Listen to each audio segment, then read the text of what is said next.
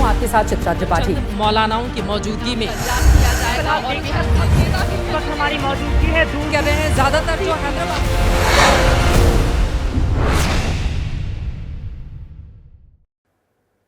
नमस्कार, ABP news पर आप सभी दर्शकों का बहुत बहुत स्वागत है। आपके साथ मैं हूं चित्रा त्रिपाठी। आप देखना शुरू कर चुके हैं जनहित। जनहित मतलब जनता के लिए, जनता का, जनता से जुड़ा टीवी शो। जनहित मतलब आपका, समाज का, पूरे राष्ट्र का शो। तो आइए शुरू करते हैं आज का जनहित और सबसे पहले आपको दिखाते हैं आज खबरों के मेन्यू में क्या क्या खास है। महाराष्ट्र में कल वोटों की गिनती होनी है और उस गिनती से पहले विपक्ष को खोखे का खौफ सता रहा है। बाड़ेबंदी की तैयारी शुरू हो गई है, होटलों के इंतजाम किए जा रहे हैं, कैमरे भी तैयार हो रहे हैं, डर है टूट का। पूरी खबर क्या है ये आपको बताएंगे। एग्जिट पोल के आंकड़े बीजेपी गठबंधन की जीत की भविष्यवाणी कर रहे हैं, लेकिन सीएम कौन बनेगा ये बड़ा सवाल है। आज तो पोस्टर लग गए हैं, समर्थकों की तरफ से दावे पेश किए जाने लगे हैं। किसका पलड़ा भारी है ये भी जानेंगे। महाराष्ट्र और झारखंड विधानसभा चुनाव के बाद संसद का सत्र शुरू हो रहा है और उस सत्र के बीच जमीयत उलेमाए हिंद ने एक बड़ा खेल कर दिया है। नीतीश से नायडू तक इसमें फंसने वाले हैं। पटना के कार्यक्रम के लिए जमीयत ने नीतीश को न्योता भेजा है, जिसके बाद नीतीश कुमार धर्म संकट में फंस गए हैं। उधर झांसी के अस्पताल में पिछले हफ्ते आगजनी की घटना में हुई नवजातों की मौत ने पूरे देश को झकझोर कर रख दिया। सिस्टम पर सवाल उठे, लेकिन आज उस सिस्टम का स्याह सच हम खोज कर आपके लिए लेकर आए हैं। जनहित एक्सक्लूसिव में आज ये खबर आपके सामने रखेंगे। उधर पाकिस्तान के पूर्व पीएम इमरान खान की बीवी बुशरा बेगम आज बोलने वाली हैं। बुशरा पाकिस्तान में इमरान के तख्ता पलट का राज खोलने वाली हैं। इंतजार कीजिए, यह खबर भी आपके सामने रखेंगे। तो चलिए शुरुआत करते हैं और सबसे पहले बात करेंगे महाराष्ट्र की। यही रात अंतिम, यही रात भारी। हर चुनावी नतीजों से पहले की रात ये गाना ट्रेंडिंग होता है। कल महाराष्ट्र में वोटों की गिनती होनी है, लेकिन उस गिनती से पहले आज सुबह से खोखे का खौफ विपक्षी गठबंधन को लगातार सता रहा है। हाल यह है कि होटल के कमरे बुक होने लगे हैं, विधायकों के आने का इंतजाम किया जा रहा है। डर क्यों है और क्या वाकई में ऐसा कुछ हो रहा है? आज इसी से कर लेते हैं शुरुआत। खोखा, संपर्क, होटल, टूट फूट, गुंडे, ये कुछ ऐसे शब्द हैं जो महाराष्ट्र में विपक्षी कैंप के नेताओं की जुबान से निकलने लगे हैं। डर इस बात का है कि कल नतीजों के बाद सत्ता पक्ष विपक्षी विधायकों में तोड़फोड़ की कोशिश कर सकता है। उनके ऊपर प्रेशर रहेगा, ये लोगों का, खोखे वालों का, तो सबकी रहने की व्यवस्था एक होटल में एक जगह पर करने की योजना हम बना रहे हैं। विपक्ष की रणनीति ये है कि कल जैसे ही नतीजे आने लगेंगे, उसके बाद जीते हुए विधायकों को सीधे मुंबई बुलाया जाएगा, एक साथ सुरक्षित जगहों पर रखा जाएगा, ताकि सत्ता पक्ष की पहुंच उन तक आसान न हो। विपक्ष में सबसे ज्यादा घबराई कांग्रेस दिख रही है। जैसे रिजल्ट लगेंगे वैसे विधायकों को मुंबई लाया जाएगा। कल ही अगर दोपहर तक रिजल्ट आते तो शाम को बहुमत हमारा आएगा, तो हम कल ही दावा करेंगे।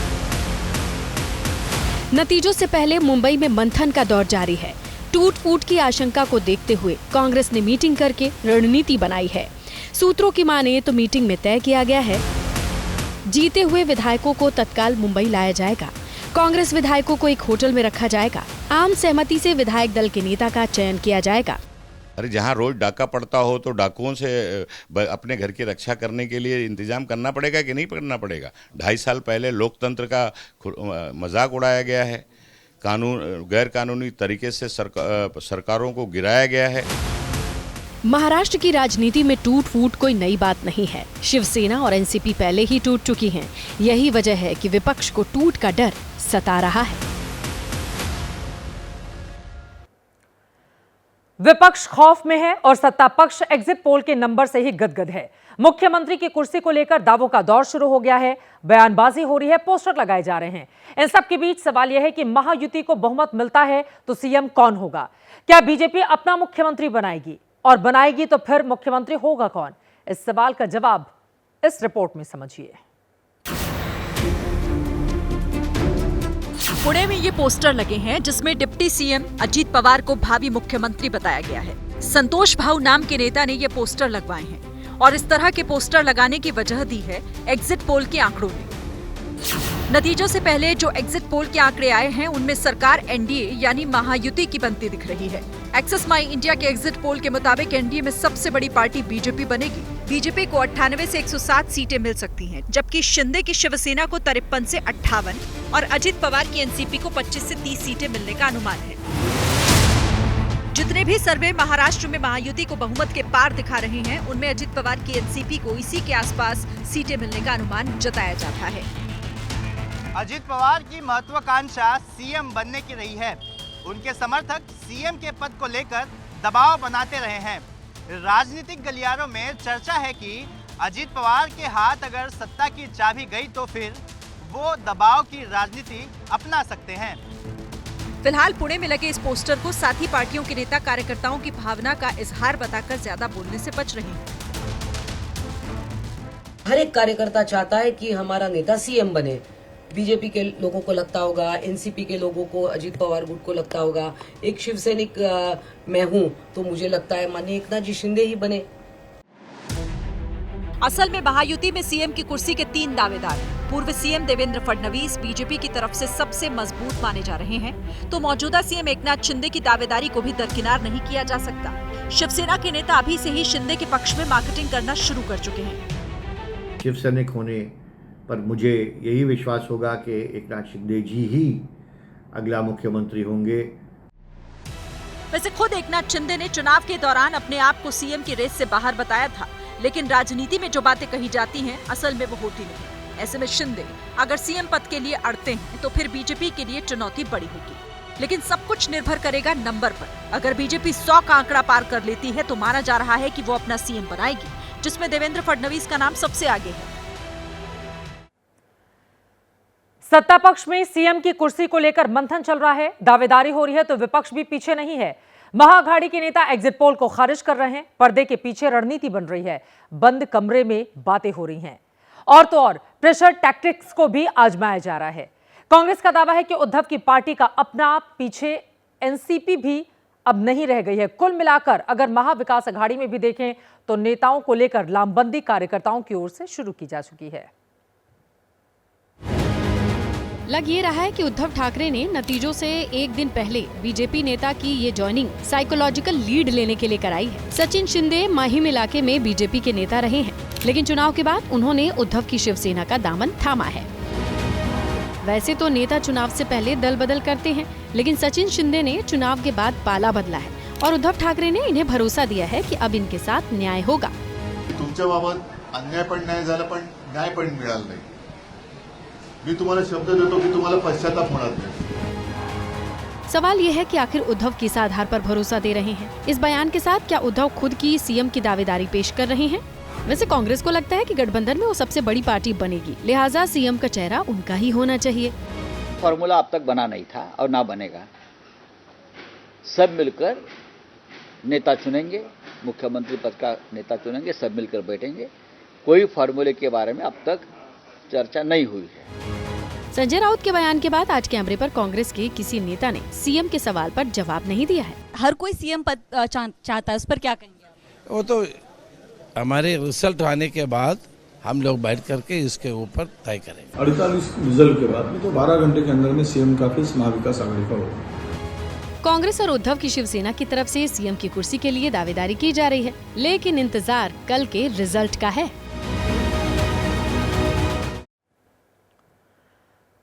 मुख्यमंत्री हर कोई बनना चाहता है। दोनों खेमों के अंदर की बात आप तक पहुंच चुकी है, लेकिन जनता के मन में क्या है, लोगों ने क्या फैसला दिया है? आज एक नया एग्जिट पोल भी सामने आया और इसकी विश्वसनीयता का वजन थोड़ा ज्यादा है और इसने भी महाविकास अघाड़ी पर महायुति यानी कि बीजेपी गठबंधन को भारी बताया है।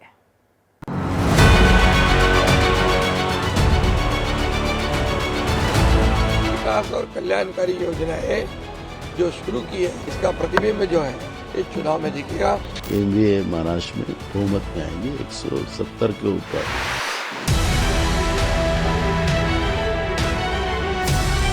जब जब वोटिंग परसेंटेज बढ़ता है बीजेपी को ही उसका फायदा होता है। हम 160-165 सीटें जीतने जा रहे हैं। हम बहुत कॉन्फिडेंट हैं कि हमें सरकार बनाने का वहाँ की जनता मौका देगी, क्योंकि वो आक्रोशित हैं सरकार से। दावों के दौर का समय खत्म होने वाला है। चंद घंटों का इंतजार है जब महाराष्ट्र के चुनावी नतीजे सामने आ जाएंगे। वैसे एग्जिट पोल के ज्यादातर आंकड़े बीजेपी गठबंधन की सरकार बना रहे हैं। आज नतीजों से पहले आखिरी दिन CSDS ने भी अपना नंबर जारी कर दिया। महायुति को 43% वोट मिलने का अनुमान है, जबकि महाविकास अघाड़ी को 38% वोट मिल सकते हैं। मतलब दोनों गठबंधन के बीच 5% वोट का अंतर रह सकता है। जबकि लोकसभा चुनाव में 1% वोट ज्यादा होने की वजह से महाविकास अघाड़ी ने बड़ी छलांग लगाई थी, लेकिन इस बार अधिकांश प्रमुख एजेंसियों ने बीजेपी गठबंधन को कांग्रेस के गठबंधन पर भारी बताया है।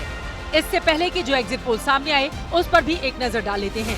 एक्सिस माई इंडिया के मुताबिक एनडीए यानी महायुति को 178 से 200 सीटें, मैट्राइज के मुताबिक बीजेपी गठबंधन को 150 से 170, टुडेज चाणक्य के मुताबिक एनडीए को 175, पीपुल्स पल्स के मुताबिक बीजेपी गठबंधन को 175 से 195, चाणक्य स्ट्रेटेजीज के एग्जिट पोल में 152 से 160 सीटें एनडीए को मिलने का अनुमान है। एक चीज स्पष्ट है कि लोग प्रगति चाहते हैं, लोग लाड़की बहना योजना चाहते हैं और लोग चाहते हैं एक स्थिर नेतृत्वशील सरकार महाराष्ट्र में। महायुति सरकार बना सकती है, इसी तरह की रिपोर्ट है। हमें सरकार बनाने में कोई दिक्कत आएगी नहीं। एग्जिट पोल के आंकड़े भले ही महाविकास अघाड़ी के पक्ष में नहीं हो, लेकिन अघाड़ी के नेता डंके की चोट पर दावा कर रहे हैं, सरकार तो हमारी ही बनेगी। मुझे विश्वास है जनता के सत विवेक बुद्धि पर, वो विश्वास करेंगे हमारी कॉन्स्टिट्यूशन पर। हमारी सरकार आने वाली है और ये नतीजा महाराष्ट्र की जनता पहले ही दे चुकी है और 165-170 सीटों लेके हम सरकार बनाएंगे। सबके अपने अपने दावे। अब इन दावों की अग्नि परीक्षा का काउंटडाउन शुरू हो चुका है, क्योंकि यही रात अंतिम, यही रात भारी। महाराष्ट्र से आए ज्यादातर एग्जिट पोल इशारा कर रहे हैं कि महाराष्ट्र में महायुति की वापसी हो रही है। इस बीच चुनाव आयोग का भी एक आंकड़ा सामने आया है। इसमें बताया गया है कि इस बार महिलाओं ने पिछले चुनाव की तुलना में ज्यादा वोटिंग की है। सवाल यह है कि क्या इन महिला वोटरों ने ही बीजेपी गठबंधन की वापसी की स्क्रिप्ट लिखी?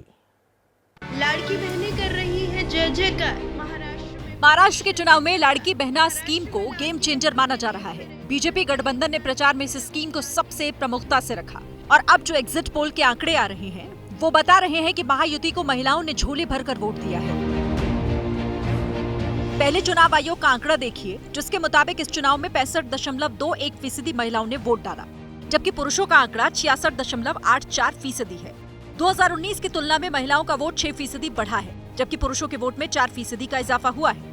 2019 में 59.2% महिलाओं ने और 62.77% पुरुषों ने वोटिंग की थी। 2019 में महिला पुरुष के वोट का अंतर 3% से ज्यादा था, जो इस बार 1.5% है। पिछले चुनाव का रिकॉर्ड कहता है कि महिला वोटरों का रुझान जिस तरफ हुआ, जीत उसकी हुई। पिछले साल मध्य प्रदेश के विधानसभा चुनाव में भी लाडली बहना योजना का असर ऐसा हुआ कि बीजेपी ने अपने तमाम रिकॉर्ड वहां तोड़ दिए। यूपी, हरियाणा, छत्तीसगढ़ में भी महिलाओं का साथ बीजेपी को मिलता रहा है।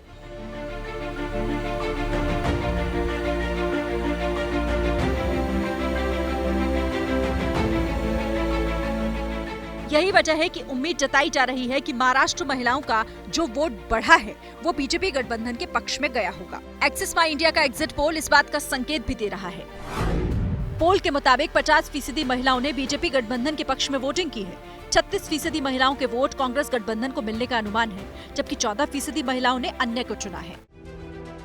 बीजेपी गठबंधन का मानना है कि महिलाओं का जो अपमान अघाड़ी के नेताओं ने किया, उसका बदला महिलाओं ने वोट से लिया। महाविकास आघाड़ी के अरविंद सावंत, शाइना एनसी, वहाँ सुनील राउत, संजय राउत के भाई, उन्होंने हमारी कैंडिडेट सुवर्णा करंजे, इनके लिए क्या कहा? बकरी का। ये उनके विचार है महिलाओं के प्रति। जबकि शिवसेना उद्धव गुट कह रहा है कि कल मालूम चल जाएगा कि महिलाएं किसके साथ हैं। कल सुबह से नतीजे आएंगे।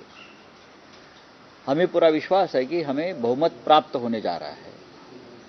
160-165 तक हम विधायक हमारे चुनकर आएंगे। इन दावों में कितना दम है, इसका पर्दा कल सुबह एबीपी न्यूज पर उठेगा। तब तक के लिए करिए इंतजार। महिला यानी आधी आबादी को जीत का बड़ा फैक्टर माना जाता है। पुरानी लोकसभा और विधानसभा के नतीजे इस बात की गवाही देते हैं। इस बार महाराष्ट्र में 15 विधानसभा सीटें ऐसी रहीं जहां पुरुषों की तुलना में महिलाओं ने ज्यादा वोटिंग की है। उनके बारे में भी बता देते हैं। Nandurbar, Navapur, Nagpur south west, Nagpur south, Nagpur west. Tirora, Gondia, Amangaon, Dahanu, Shrivardhan, Dapoli, Guhagar, Ratnagiri, Rajapur, Chandgad ये वो इलाके हैं जहां पर पुरुषों की तुलना में महिलाओं ने बढ़ चढ़कर उत्साह के साथ वोट डाला है। महिला वोटरों ने जिसके पक्ष में वोटिंग की है उसकी जीत सुनिश्चित हुई, इस बात का दावा किया जा रहा है महायुति की ओर से। वैसे एमपी, छत्तीसगढ़ के विधानसभा के साथ लोकसभा का चुनाव जिसमें महिलाओं ने बीजेपी के पक्ष में ज्यादा वोट किया था। माना जाता है पश्चिम बंगाल में ममता बनर्जी, दिल्ली में केजरीवाल और बिहार में नीतीश कुमार को महिलाओं की वजह से ही जीत मिलती रही है और इसी वजह से नेताओं का फोकस आजकल महिला वोटर्स पर कहीं ज्यादा रहता है। ये तो बात कर ली हमने महाराष्ट्र की, लेकिन नतीजे कल झारखंड के भी आने हैं। 81 विधानसभा सीटों पर कल वोटों की गिनती होगी। उसके पहले दावों का अंतिम दौर जारी है। जेएमएम ने आज दावा किया है कि बीजेपी का आधा दर्जन जिलों में खाता नहीं खुलेगा। वहीं बीजेपी दावा कर रही है कि 50 से ज्यादा सीटें जीतने जा रही है सीटें। इन दावों के बीच आज हम आपको एक ऐसे किंग मेकर से मिलवाने वाले हैं जो झारखंड की सियासत में खेल कर सकते हैं। बहुमत का खेल फंसता है तो इनका बड़ा रोल सामने आ सकता है। जयराम महतो, जिन्हें झारखंड की सियासत का नया सूरज माना जा रहा है। 29 साल के जयराम महतो ने झारखंड में नई पार्टी JLKM बनाकर चुनाव लड़ा। झारखंड में जिस कुर्मी जाति की आबादी 15% के आसपास है, उस कुर्मी जाति से आने वाले जयराम महतो को स्थानीय स्तर पर किंग मेकर माना जा रहा है। वैसे ज्यादातर एग्जिट पोल ने झारखंड में बीजेपी गठबंधन की जीत की भविष्यवाणी की है। हालांकि एक्सिस माई इंडिया का एग्जिट पोल कहता है कि सरकार में हेमंत सोरेन वापसी करने वाले हैं। इसी आधार पर दोनों तरफ से दावे किए जा रहे हैं। सबसे ऑथेंटिक एग्जिट पोल है एक्सिस द्वारा दिया गया, एक्सिस माई इंडिया। उनके हिसाब से जेएमएम को 53 सीट्स आ रहे हैं, एनडीए को मात्र 26 और अदर्स को 3। तो ये हम लोग इसमें आश्वस्त है, जिसमें संताल परगना में सीट्स से इंडिया को 15 मिल रहा है और एनडीए को 3। हमारे कार्यकर्ता काम करते रहे पोलिंग बूथ पर, विधानसभा स्तर पर, तो उन लोगों से जो सब हम लोगों ने जानकारी जो एकत्र की है, तो उस आधार पर मैं कह सकता हूँ कि भारतीय जनता पार्टी और एनडीए गठबंधन को 51+ सीटें मिलने जा रही है। महिला वोटों के दम पर जेएमएम को वापसी की उम्मीद है तो बीजेपी को घुसपैठ के मुद्दे का सहारा है। झारखंड में 2 चरणों में चुनाव हुए हैं। कल सुबह से नतीजे आने शुरू हो जाएंगे। अगर नतीजों में मामला फंसता है तो फिर जयराम महतो और उनके जैसे छोटे दलों का भाव बढ़ जाएगा। वैसे भी झारखंड में छोटी पार्टियां किंग मेकर बनती रही हैं। वैसे कल नजर यूपी उपचुनाव के नतीजों पर भी है, लेकिन अब तक 9 में से 9 सीटें जीतने का दावा कर रही समाजवादी पार्टी अब नतीजों में गड़बड़ी के आरोप लगा रही है। कार्यकर्ताओं को कल वोटों की गिनती पर आखिरी वक्त तक नजर रखने के निर्देश दिए गए हैं। अखिलेश यादव 2027 में अखिलेश का राज लाने के लिए भी अभी से कस्में वो खिलाने लगे हैं। ये रिपोर्ट देखिए। नतीजे आ रहे हैं उपचुनाव के, क्या लग रहा है किस तरह के नतीजे आएंगे? अब नतीजे कहाँ, बेईमानी न करते तो 1 सीट नहीं जीती बीजेपी। बैलेट पेपर की पेटी खुली नहीं, ईवीएम अनलॉक हुई नहीं और समाजवादी पार्टी ने नतीजों की मुनादी कर दी है, वो भी अपनी नहीं बीजेपी के पक्ष में। ये पहली बार है जब कोई नतीजों से पहले अपनी जीत का दावा नहीं ठोक रहा। बेईमानी न करते तो 1 सीट नहीं जीती बीजेपी। समाजवादी पार्टी ने साइकिल 27 की तरफ मोड़ दी है और सत्ताधीश बनने के लिए जान न्यौछावर कर वोट डालने की अभी से अपील की जा रही है। जो नई पीढ़ी के लोग हैं उनको जान हथेली पर रखकर लोकतंत्र की रक्षा करनी पड़ेगी। ऐसा वक्त आने वाला 27 में सरकार चाहते हैं तो कलेजा मजबूत करना पड़ेगा, चाहे जान देनी पड़े वोट डालिएगा। सपा के नेता बीजेपी के साथ साथ प्रशासन को भी निशाने पर ले रहे हैं और इसी कड़ी में समाजवादी नेताओं का डेलीगेशन मीरापुर पहुंचा, जहां एसपी नेताओं ने उस महिला से मुलाकात की जो 2 दिन पहले पुलिस बल के सामने खड़ी हो गई थी। सपा मीरापुर की इस बुजुर्ग महिला को सत्ता से संघर्ष का प्रतीक बता रही है। बीजेपी और प्रशासन से 2 मोर्चों पर लड़ाई का संदेश दे रही है।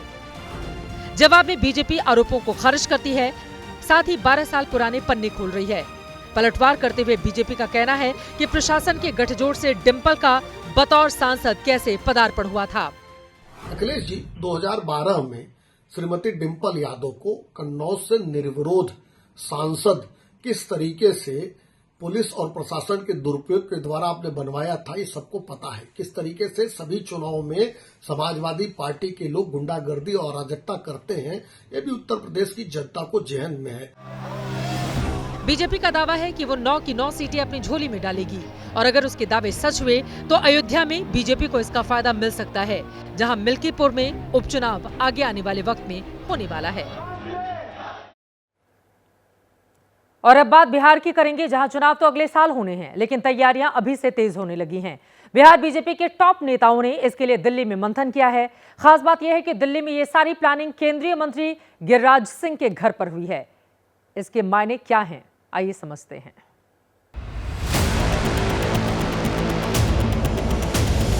केंद्रीय मंत्री, दो डिप्टी सीएम, बिहार सरकार के मंत्री, प्रदेश के अध्यक्ष और संगठन के कद्दावर नेताओं की फौज। सरकार से लेकर संगठन के नेताओं का ये जमघट दिल्ली में गिरिराज सिंह के घर जुटा। बिहार में करीब 11 महीने बाद चुनाव होने हैं। इसी सियासी गढ़ को साधने के लिए अगले 6 महीने की रणनीति तैयार कर दी गई है।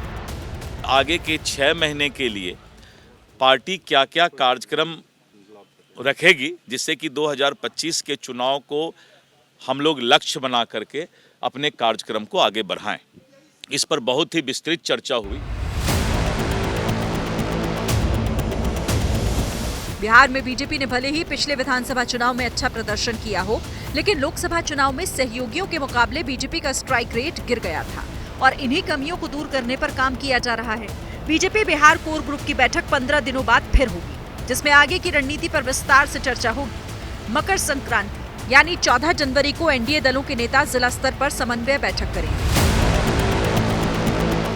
गिरिराज सिंह के घर पर बैठक का अपना एक अलग संदेश भी है। पिछले महीने ही गिरिराज सिंह ने सीमांचल में हिंदू स्वाभिमान यात्रा की थी, जिसे लेकर काफी सियासी बवाल मचा था। जेडीयू ने भी उस यात्रा पर सवाल उठाए थे। आज की मीटिंग को लेकर उस यात्रा का जिक्र भी जेडीयू ने कर दिया है। वो उनकी निजी यात्रा अलग किया और बीजेपी ने अपने आप को अलग किया। इसके बावजूद उन्होंने यात्रा की, तो बीजेपी को तय करना है कि जिन्होंने आपकी लाइन से अलग चल करके काम किया, उनके बारे में आप क्या सोचते हैं, ये बीजेपी तय करे। पहले गिरिराज की यात्रा, फिर गिरिराज के घर बैठक। क्या इसके पीछे बीजेपी की कोई बड़ी सोच है? इसका खुलासा होना अभी बाकी है। वैसे राजनीतिक गलियारे में इस बात की भी अटकलें हैं कि चुनाव समय से पहले हो सकते हैं। इसी वजह से जेडीयू कार्यकर्ता सम्मेलन कर रही है। बीजेपी ने कोर ग्रुप की बैठक शुरू की है। बीजेपी बिहार में तैयारी कर रही है, लेकिन नजर नीतीश कुमार पर भी है। नीतीश 24 तारीख को एक अग्नि परीक्षा से गुजरने वाले हैं। मामला यह है कि वक्फ बिल के खिलाफ जमीयत ने नीतीश को पटना सम्मेलन में आने का न्योता दे दिया है। अब देखना यह होगा कि नीतीश मौलाना मदनी का न्योता कबूल करेंगे या नहीं। करेंगे तो बीजेपी पर क्या बीतेगी।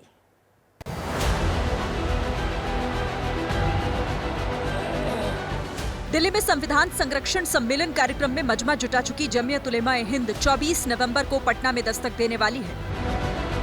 कार्यक्रम का नाम भले ही संविधान संरक्षण हो, लेकिन कोशिश वक्फ विधेयक के खिलाफ सियासी लामबंदी की है और पटना में अतिथि की कुर्सी नीतीश कुमार के लिए लगा दी गई है। बिहार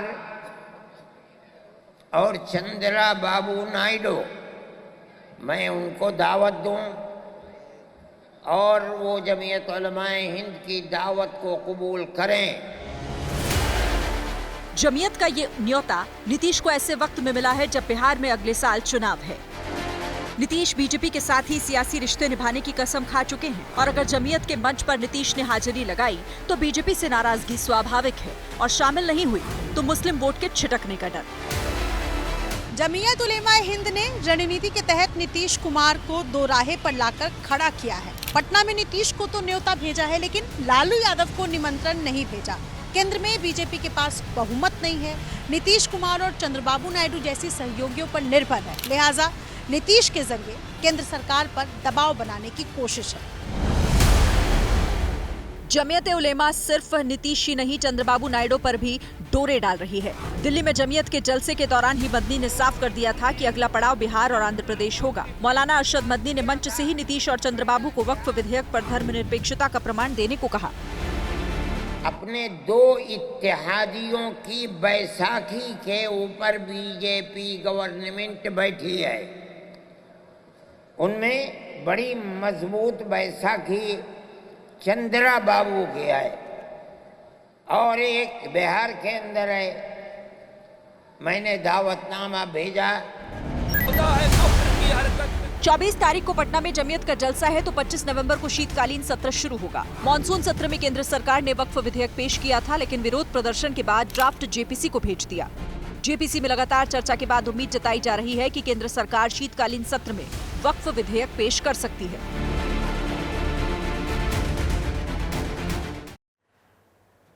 अब आपको लेकर आते हैं राजधानी दिल्ली, जहां पर विधानसभा चुनाव में इस बार रेवड़ी की धूम है। आम आदमी पार्टी के प्रमुख अरविंद केजरीवाल ने आज रेवड़ी पर चर्चा लॉन्च कर इसकी शुरुआत कर दी है।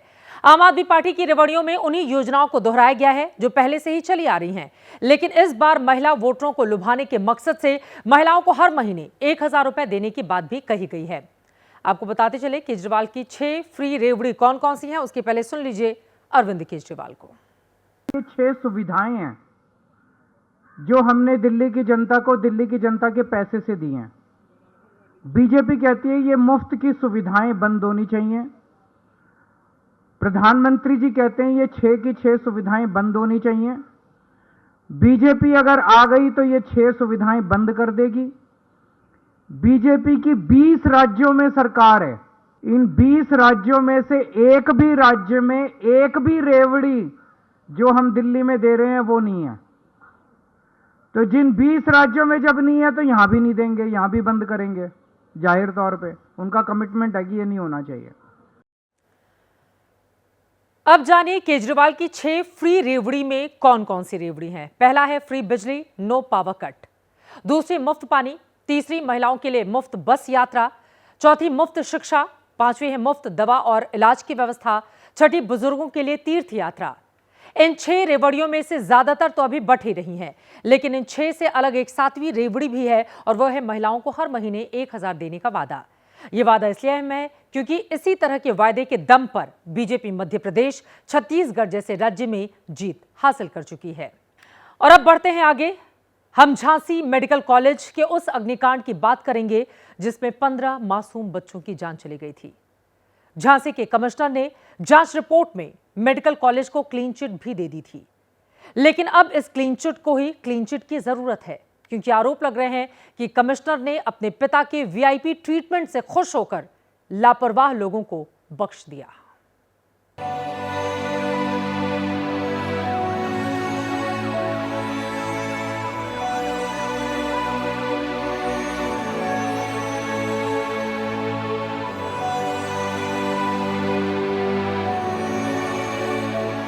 पंद्रह नवंबर की ये तस्वीरें देखकर पूरा देश दुखी हो गया।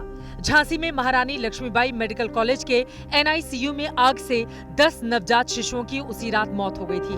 5 बच्चों ने बाद में दम तोड़ दिया। यूपी सरकार ने झांसी के कमिश्नर को जांच सौंपी। कमिश्नर ने भी फटाफट जांच निपटाकर सीएम योगी को रिपोर्ट दे दी। आग की वजह शॉर्ट सर्किट बताते हुए रिपोर्ट में कहा गया है, एनआईसीयू में आग के पीछे कोई साजिश नहीं थी। स्विच बोर्ड की चिंगारी से एनआईसीयू में आग लगी। एनआईसीयू में स्प्रिंकलर सुरक्षा कारणों से नहीं था। चिल्ड्रन वार्ड में स्प्रिंकलर की जगह अलार्म था। झांसी कमिश्नर ने मेडिकल कॉलेज को क्लीन चिट दे दी। बताया कि जो हुआ बुरा हुआ, लेकिन इसमें मेडिकल कॉलेज की कहीं से कोई लापरवाही नहीं दिखी। लेकिन अब क्लीन चिट को लेकर कमिश्नर सवालों की घेरे में है। क्या कमिश्नर ने क्लीन चिट देकर अपने कर्तव्यों से बेईमानी की है? क्या कमिश्नर अस्पताल प्रबंधन के एहसान से दबे हुए हैं? क्या कमिश्नर ने पिताजी की सेवा के बदले ये क्लीन चिट दी? झांसी के कमिश्नर और उनके क्लीन चिट पर ये सवाल समाजवादी पार्टी ने उठाए हैं। जिस चिट्ठी की वजह से सवाल खड़े हुए वो भी दिखाएंगे। पहले आरोप सुने कि इसमें जो कमिश्नर साहब के पिताजी थे, जो कम से कम 3-4 दिन पहले से भर्ती थे, और उसमें पूरा जो इनका मेडिकल प्रशासन था वो उनकी देखरेख में लगा था, ना कि वहाँ के जितने जो गरीब थे, जो बच्चे थे, जो किसी पे ध्यान नहीं दिया गया, सिर्फ वीआईपी लोगों पे ध्यान दिया गया। और कानून व्यवस्था के मामले में तो पूरी तरह से फेल है, और इनका जो स्वास्थ्य विजन है ये पूरी तरह से बेकार हो चुका है। ये इनका क्लीन चिट बेकार है। क्लीन चिट के माध्यम से ये अधिकारियों को साफ सुथरा बता रहे हैं। कमिश्नर के पिताजी हादसे के हफ्ते भर पहले मेडिकल कॉलेज में भर्ती हुए थे। आरोप है कि मेडिकल कॉलेज ने उन्हें वीआईपी ट्रीटमेंट देने में सारे डॉक्टर सेवा में लगा दिए थे। इसकी पुष्टि के लिए 12 नवंबर की वो चिट्ठी जो मेडिकल कॉलेज के प्रिंसिपल ने जारी की थी, इसमें कमिश्नर के पिताजी के लिए बनाई गई कमेटी की पूरी डिटेल थी। इसमें 5 डॉक्टरों और 3 स्टाफ मेंबर के नाम थे। ये स्पेशल ड्यूटी तब लगाई गई जब मेडिकल कॉलेज में पहले से डॉक्टरों की किल्लत है। डॉक्टरों के 36% और स्टाफ के 79% पद लंबे वक्त से खाली पड़े हैं। लेकिन चिट्ठी जारी करने वाले प्रिंसिपल का कहना है कि ना तो वो कोई वीआईपी ट्रीटमेंट था और ना ही व्यक्तिगत सेवा थी। और जो घटना घटी है पीडियाट्रिक विभाग में घटी है, तो पीडियाट्रिक के डॉक्टर तो किसी एडल्ट का ट्रीटमेंट नहीं कर सकते हैं, तो उन डॉक्टरों का इस बीमारी से कोई संबंध नहीं। पीडियाट्रिक के विभाग के मेडिसिन विभाग के सारे डॉक्टर्स अलग हैं, तो मतलब ऐसा नहीं कि उसकी वजह से ऐसा हुआ। और ये घटना जब उनकी छुट्टी हो चुकी थी उसके 2 दिन बाद घटना घटी है। सवाल ये भी उठाए जा रहे हैं कि जिस कमिश्नर ने पिताजी के लिए वीआईपी ट्रीटमेंट लिया, उसी कमिश्नर को अस्पताल में हादसे की जांच सौंपना कहां तक जायज है।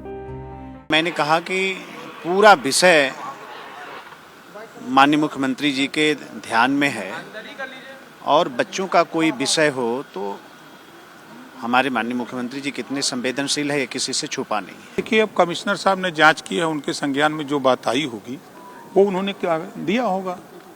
अब उस जांच से अगर जो संतुष्ट न हो, दूसरी जांच कराना चाहे तो दूसरी जांच भी हो जाएगी। यूपी सरकार के मंत्रियों को दूसरी जांच में दिक्कत नहीं। हालांकि इस जांच में आश्चर्य तो है कि एनआईसीयू में 18 बच्चों की जगह 49 बच्चे रखे गए थे। क्लीन चिट देते वक्त कमिश्नर ने क्या इसे भी लापरवाही के लायक नहीं माना। और अब जनहित में किसानों की बात करेंगे। अगर आप खेती किसानी की समझ रखते हैं तो आपको पता होगा कि अभी गेहूं और सरसों की बुआई चल रही है, लेकिन सवाल है फसल कैसी होगी, क्योंकि किसानों के पास खाद की कमी है। उत्तर प्रदेश के बुंदेलखंड और मध्य प्रदेश के कुछ हिस्सों में खाद की सबसे ज्यादा किल्लत हो रही है। हमारे इस रिपोर्ट में खाद से परेशान किसानों का हाल देखिए। इसमें हम आपको खाद की कमी की वजह भी बताएंगे।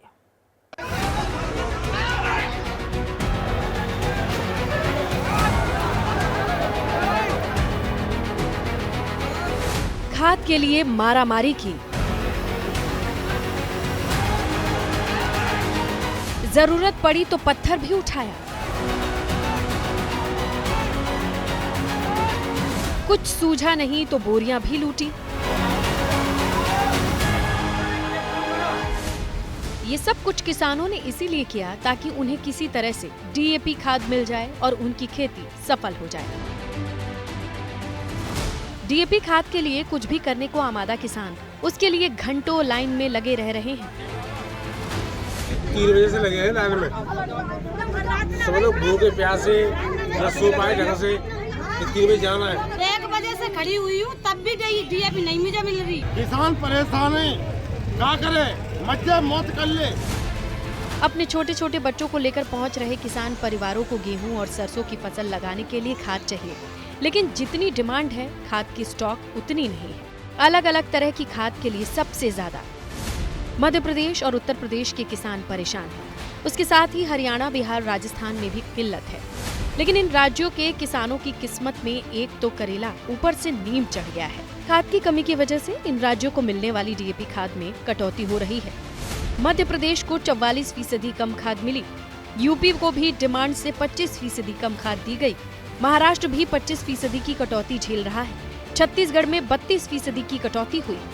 जो रसिया और यूक्रेन बाहर है उसमें कई सारे जो रॉ मटेरियल हमारे यहाँ पर्टिकुलरली जो डीएपी बनाने के लिए जो फास्फोरिक एसिड की ज़रूरत पड़ती है वो इंपोर्ट हम लोग करते हैं, वो आयात करते हैं और वो आयात होने में काफ़ी दिक्कतें हो रही हैं। सरकारों की माने तो डीएपी खाद की किल्लत की वजह इंटरनेशनल है। इस साल खाद का आयात पिछले सालों की तुलना में काफी कम हुआ है। सरकार ने कहा है कि लाल सागर संकट की वजह से डीएपी खाद का आयात कम हुआ है। लाल सागर के जिस रूट से डीएपी खाद आती थी वहां हूती विद्रोहियों का आतंक बढ़ गया है, जिसकी वजह से उर्वरक जहाजों को केप ऑफ गुड होप के रास्ते से 6500 किलोमीटर की यात्रा अधिक करनी पड़ी। खाद की आपदा को कुछ लोगों ने अवसर में बदला है। एमपी के बुरहानपुर में जालसाजों ने देखा कि किसान हर कीमत पर खाद चाह रहे हैं, तो उन्होंने खाद में रेत मिलाकर दे दी। नकली खाद की कालाबाजारी नहीं चलेगी, नहीं चलेगी। सारी सरकारें दावा कर रही हैं कि उनके राज्य में किसान खुशहाल हैं, उन्हें खाद, यूरिया सब कुछ मिल रहा है, फसलों के दाम भी अच्छे मिल रहे हैं, लेकिन ये तस्वीरें सरकारों के खोखले दावों की पोल खोल रही हैं। और अब बात पाकिस्तान की, जिसने पहली बार अपने पूर्व पीएम इमरान खान की बेगम बुशरा बीवी की एक तकरीर सुनी। लेकिन पहली ही स्पीच में बुशरा ने इमरान खान को हटाने में सऊदी अरब का हाथ बताकर पाकिस्तान के लिए मुश्किलें खड़े कर दी हैं। पाकिस्तान का दाना पानी सऊदी अरब से चलता है, इसीलिए बुशरा ने जो डैमेज किया उसे कंट्रोल करने उसे पूर्व आर्मी चीफ बाजवा को आगे कर दिया। पूरे पाकिस्तान के सियासी निज़ाम में खान ऐसे है जैसे कीचड़ में कवल का फूल। जेल में बंद इमरान खान की बेगम ने मुंह खोला तो हंगामा हो गया। उन्होंने दुनिया के सामने आकर कह दिया कि इमरान खान की सरकार गिराने में सऊदी अरब का हाथ है। खान जब सबसे पहले नंगे पांव मदीना शरीफ गए थे, तो जब वो वापस आए थे तो फौरन ही बाजवा को कॉल आना शुरू हो गई थी कि ये तुम क्या उठा के ले आया, हम इस मुल्क में शरीयत का निज़ाम खत्म करने लगे हैं और तुम शरीयत के ठेकेदारों को ले आए हो। यानी बुशरा कहना चाह रही हैं कि इमरान पक्के मुसलमान हैं और पाकिस्तान में शरीयत के पहरेदार भी, लेकिन सऊदी उनकी इस छवि से खुश नहीं था और इसीलिए मदीना शरीफ की यात्रा के बाद से ही इमरान उनकी रडार पर आ गए थे। यकीन मानिए तब से खान और उसकी बेगम के बारे में गन डालना शुरू कर दिया और खान को यहूदी का एजेंट कहना शुरू कर दिया। इधर पाकिस्तान के पूर्व सेना प्रमुख जनरल बाजवा भी अब सख्ते में आ गए हैं। बुशरा बीबी के आरोपों के बाद उन्होंने कई इंटरव्यू दिए और हर जगह वो बुशरा के आरोपों को बेबुनियाद बताते हुए सऊदी अरब का बचाव कर रहे हैं। कहा जा रहा है इमरान को शरीयत से जोड़कर बुशरा ने उन करोड़ों हार्डकोर मुसलमानों को अपने पाले में लाने की कोशिश की जो धीरे धीरे इमरान से दूर जा रहे थे। इमरान की पहले प्ले बॉय वाली इमेज थी, राजनीति में आने के बाद से ही उन्होंने पठानी शेरवानी वाला लुक लिया और अब धर्म की आड़ में ही वो अपनी राजनीति को जिंदा रखने की कोशिश कर रहे हैं। वहीं दिल्ली में प्रदूषण संकट पर आज सुप्रीम कोर्ट में बड़ी सुनवाई हुई। दिल्ली सरकार की तैयारियों से सुप्रीम कोर्ट संतुष्ट नजर नहीं आया। समाधान के लिए 13 कोर्ट कमिश्नर नियुक्त किए गए हैं और ग्रैप 4 को लेकर भी सुप्रीम कोर्ट जल्द ही बड़ा फैसला लेगी। यानी स्कूलों की ऑनलाइन पढ़ाई खत्म होकर ऑफलाइन हो सकती है और भारी वाहनों के प्रवेश में छूट मिल सकती है। राजधानी दिल्ली को प्रदूषण ने अब भी हाईजैक कर रखा है। धुंध और धुआं दिल्ली को सांस नहीं लेने दे रहा। सुबह दिल्ली में AQI 371 था, यानी दिल्ली की हवा अब भी बहुत खराब कैटेगरी में बनी हुई है। आज सुप्रीम कोर्ट इसे चिंता में दिखा कि ग्रैप 4 लागू होने के बाद भी ये हाल क्यों है। इसीलिए कोर्ट ने कुछ और एक्शन लिए। 13 युवा वकीलों को कोर्ट कमिश्नर नियुक्त कर दिया। कोर्ट कमिश्नर दिल्ली के अलग अलग एंट्री पॉइंट पर रिपोर्ट करेंगे। इस रिपोर्ट पर सुप्रीम कोर्ट सोमवार को विचार करेगा। सुनवाई के दौरान एमाइकस क्यूरी ने कोर्ट को बताया कि दिल्ली में कुल 113 एंट्री पॉइंट हैं और इन 113 एंट्री पॉइंट में से महज 13 एंट्री पॉइंट ऐसे हैं जिस पर CCTV लगा हुआ है। जिसके बाद कोर्ट ने दिल्ली सरकार का हलफनामा देखा। हलफनामे में भी इस बात का जिक्र नहीं था कि दिल्ली में कुल कितने चेक पोस्ट हैं और जो वाहन प्रतिबंधित हैं उन पर निगरानी रखने के लिए और उनका चेक करने के लिए क्या इंतजाम किए गए हैं। सुप्रीम कोर्ट ने आदेश दिया कि दिल्ली के सभी 113 एंट्री पॉइंट पर चेक पॉइंट बनाए जाएं और सुनिश्चित किया जाए कि जरूरी सेवाओं की आड़ लेकर दूसरे भारी वाहन एंट्री न ले पाएं। सुनवाई में कुछ वकीलों ने ग्रैप 4 को घटाकर ग्रैप 3 या ग्रैप 2 लागू करने की अपील की। इसमें दलील दी कि स्कूल क्लासेस ऑनलाइन होने से सबसे ज्यादा गरीब बच्चों की पढ़ाई पर असर पड़ रहा है। कोर्ट ने भरोसा दिया है कि सोमवार की सुनवाई में इस पर विचार किया जाएगा। जनहित में अब अदानी पर अपडेट। अमेरिकी कोर्ट में आरोपों के बाद कल अदानी ग्रुप के निवेशकों को बाजार में बड़ा नुकसान हुआ था, लेकिन 24 घंटे में ही बाजार ही नहीं अदानी ग्रुप का बाजार भी ठीक ठाक हो गया। मार्केट ने कैसे रिकवरी की और निवेशक आज कितने फायदे में दिखे, देखिए। कारोबारी हफ्ते का आखिरी दिन था। चुनाव के नतीजों से पहले सस्पेंस था।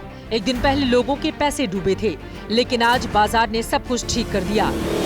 कल की गिरावट से उठकर सेंसेक्स ने आज 2.54% की बढ़त ली। आज सेंसेक्स 1961 अंकों की बढ़त लेकर बंद हुआ। 21 नवंबर को अदानी ग्रुप के शेयर्स में भारी गिरावट देखने के बाद निवेशकों को भी अच्छा खासा घाटा उठाना पड़ा था। 21 तारीख को निवेशकों को करीब 2 लाख करोड़ का नुकसान हुआ, लेकिन आज उससे 3 गुना ज्यादा पैसे रिकवर भी हो गए। बाजार ने आज निवेशकों का करीब 7 लाख करोड़ का मुनाफा करवाया। निवेशकों की सबसे बड़ी टेंशन अडानी के शेयर्स को लेकर थी। कल अडानी के सभी कंपनियों के शेयर्स पर लाल निशान था, लेकिन आज उनके कई शेयर ऊपर चढ़े। चुनाव के नतीजों से पहले बाजार की इस वापसी पर एक्सपर्ट की क्या राय है, सुनिए। 21 तारीख को बाजार को हुए इतने बड़े सेटबैक के बाद आज सेंसेक्स पहली बार करीब 2000 अंकों की ऊंचाई तक पहुंचा। अडानी ग्रुप के करीब 50% शेयर्स में रिकवरी हुई। आज के आंकड़ों से लग रहा है कि जैसे अमेरिका की ओर से अडानी पर लगे आरोपों का असर 24 घंटों के अंदर ही फीका पड़ चुका है।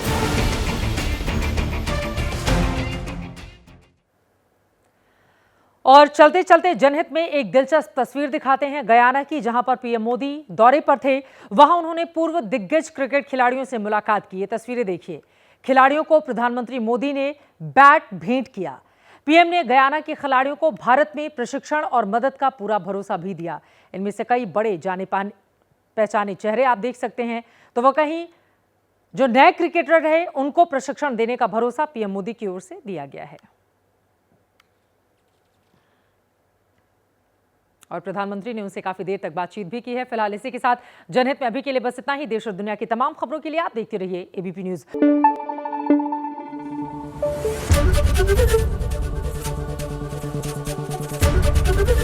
एबीपी न्यूज आपको रखे आगे।